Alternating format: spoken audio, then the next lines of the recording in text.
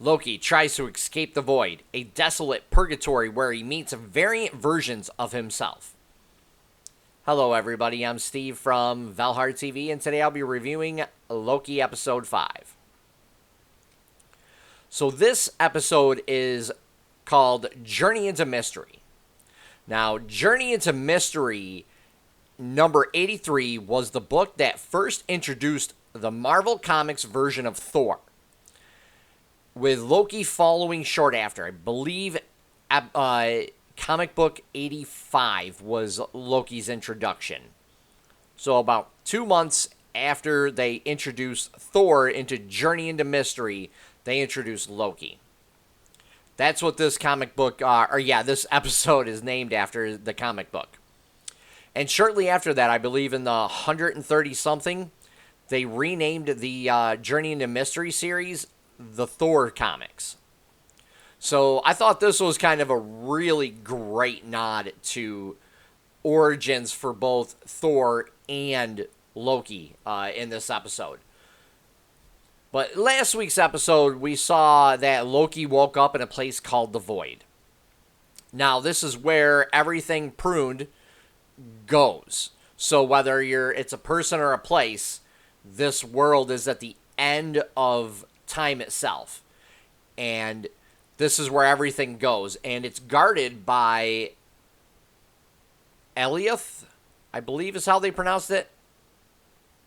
Eliath? Yeah, Eliath guards it. And he's basically the very first person to escape the shackles of time itself. If I'm not, I could be mistaken though, but I believe he is the first. And basically, even in the comic books, it looks pretty similar. It's a big, giant cloud that devours everything. So I really thought that was a great nod also to the comic books. And, I mean, this episode is packed with Easter eggs. And that's why this episode, I think, is probably the best episode out of all of them so far. The Easter eggs we get alone are fantastic. There's a shot where the five Lokis are descending into like a bunker, and we see it go down slowly, and we get a shot of like Mjolnir, and then we get a shot of, I don't want to spoil it, but it's something in a jar trying to jump out of the jar. I thought that was fantastic, the way they put all these Easter eggs. We even get like shots of the Avengers Tower that isn't named the Avengers Tower anymore. We get a helicopter that says Thanos on it. I mean, we get a lot of stuff here, including the Sphinx and a pyramid. So we get a ton of Easter eggs that are leading up to something, hopefully. So when Loki awakes, we end up meeting Kid Loki, Alligator Loki, Boastful Loki, and Classic Loki. And we also get to meet more Lokis after that as well, where one is President Loki. He has a pin on him that says "Vote for Loki" on it, because there was a comic book run here, I think in 2011, where he goes to run for president. So we get a nod to that as well, which I thought was pretty cool, to be honest with you. But we get to see that Loki's can't be trusted.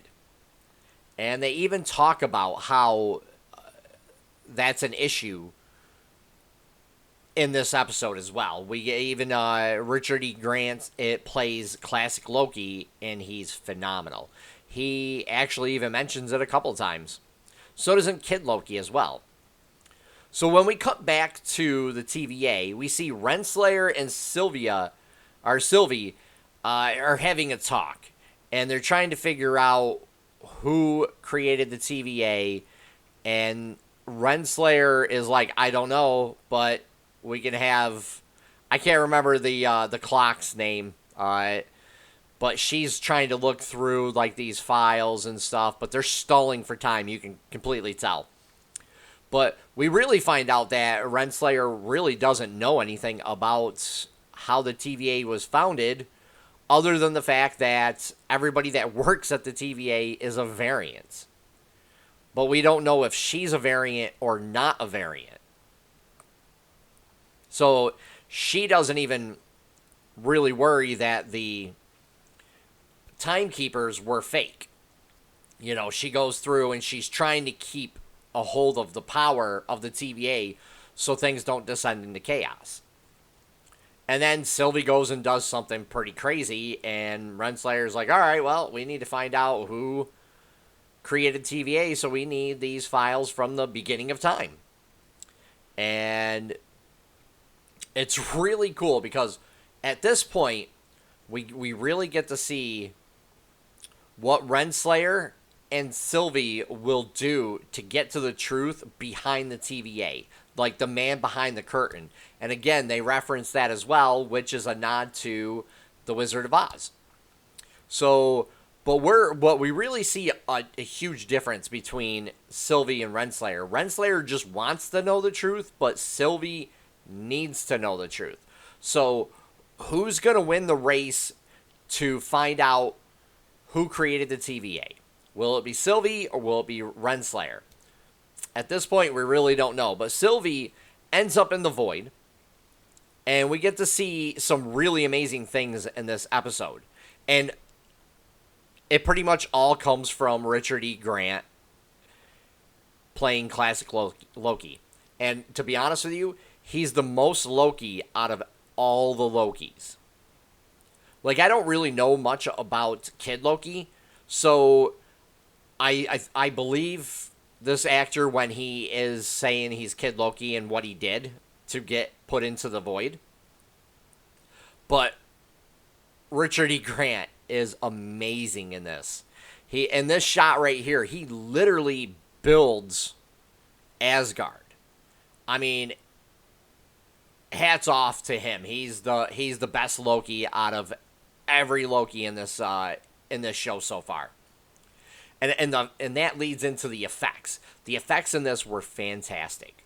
All the stuff we get to see dumped into this world are, again, just straight up Easter eggs. Like I commented before about, like, we get to see a Sphinx. We get to see a pyramid. We get to see the Red Skull's ship. We get to see a whole bunch of other stuff, too. Like, there's a giant head that's laying on the ground, and as you look at it from above, it's from the Living Tribunal. It looks like their head. So I was like, dude, that's absolutely amazing. All the Easter eggs and all the effects that they put in this episode were fantastic. I honestly hope next episode can continue this and live up to this episode. But the fact that we see Richard E. Grant literally build a fake Asgard to distract Alioth is phenomenal. Yeah. And the acting honestly goes to Kid Loki, Boastful Loki, and Classic Loki in this episode. By far, they were the best things that this episode had to offer. But Richard E. Grant just laughing and screaming out this line as he's using his powers was absolutely phenomenal. Now, I still feel like the love interest between Loki and Sylvie is a little forced. It's not really there. They don't seem like they have a lot of chemistry between these two actors, this actor and actress. So it really, I don't know. I mean, I don't really know what to think of it. I don't know if he's really in love with her, or if he just really admires her, because she's an amazing woman, like every other woman in Marvel coming up. So it's, guys in this, other than Richard E. Grant, I mean, hats off to Richard E. Grant again. So we get to learn a lot in this episode about what happens when people and places are pruned. We also get to find out that Renslayer doesn't really know the truth either. So she's in a race against Sylvie to find out the truth. And we get left off on a pretty decent cliffhanger of a castle. And we don't know whose castle it is yet. There are a lot of rumors already floating around about who it is. Especially from some of the Easter eggs. But we'll have to wait and see. This, I believe, is slated for a second season. So who knows if we'll see who's behind the curtain in episode 6, or if we have to wait until next season. But I would give this episode an 8 out of 10. It was easily the best written and the best acted by far.